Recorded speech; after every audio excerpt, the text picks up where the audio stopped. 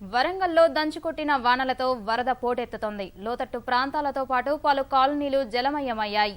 హన్మకొండలోని రామ్నగర్ నాలా ఉప్పొంగడంతో సమీపంలోని పలు కాలనీలోకి భారీగా వరద నీరు చేరింది.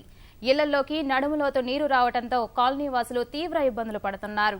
మరోసారి వర్షం పడితే పరిస్థితి ఇంకా తీవ్రంగా మారుతుందని భయపడుతున్నారు. రాత్రి నుంచి కురిసిన వర్షానికి హంటర్ రోడ్డులో ఉన్న జూ పార్కు ప్రహరీ కూలింది. చిన్నవడ్డపల్లి చెరువు మత్తడి దూకుతోంది. బ్యాంకు కాలనీ, వీవర్స్ కాలనీలు జలమయమయ్యాయి. చేనేత మగ్గాలు నీట మునిగాయి. హన్మకొండ ప్రధాన రహదారిలో భారీ వృక్షం నేలకూలింది. జిల్లాలో ఇప్పటికే అప్రమత్తత ప్రకటించిన యంత్రాంగం వరంగల్ కలెక్టర్ కార్యాలయంలో కంట్రోల్ రూమ్ ఏర్పాటు చేసింది. కాలనీల్లో భారీగా వరద నీరు చేరినా అధికారులెవ్వరూ పట్టించుకోవడం లేదని స్థానికులు ఆవేదన వ్యక్తం చేస్తున్నారు.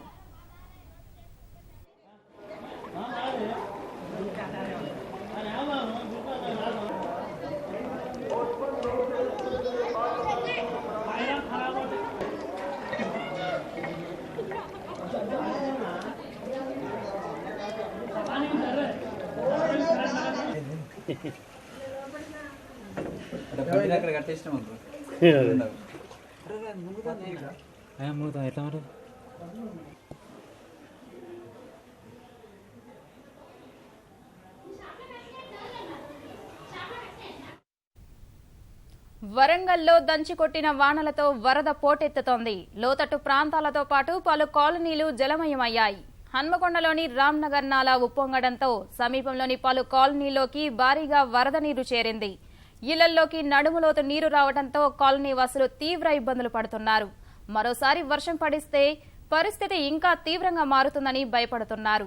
రాత్రి నుంచి కురిసిన వర్షానికి హంటర్ రోడ్డులో ఉన్న జూ పార్కు ప్రహరీ కూలింది. చిన్న వడ్డెపల్లి చెరువు మత్తడి దూకుతోంది.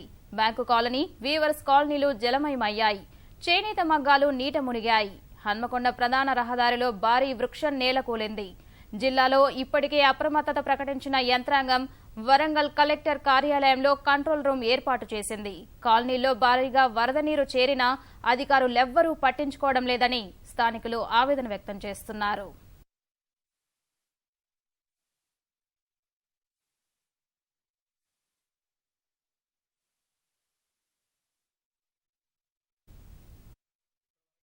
నుంచి అశోక్ కాలనీకి రావడం జరగలేదు. దాదాపు 450-500 హౌసెస్ ఉన్న అశోక్ కాలనీలో దాదాపు 300 హౌసెస్ నీట మునగడం జరిగింది. ఇప్పటి వరకే మొత్తం నీళ్లు నిండి స్లాబ్ల మీద ఉన్నారు. మొత్తం అసలు వచ్చిన ఇప్పటి వరకు ఎవరు స్పందన లేదు. సిబ్బంది ఎక్కడ కూడా కనబడతలేదు. సిబ్బంది అసలే జాడలేదు, ఏం కనబడతలేదు. కాబట్టి వెంటనే రావాలి, చూడాలి, చూసి ఈ దారుణమైన పరిస్థితులన్నీ సరిచేయాలి. ఇప్పుడు డ్రైనేజ్ సిస్టమ్ చాలా ఘోరంగా ఉన్నది, మెరుగుపరచాలని మేము గట్టిగా కోరుతున్నాం.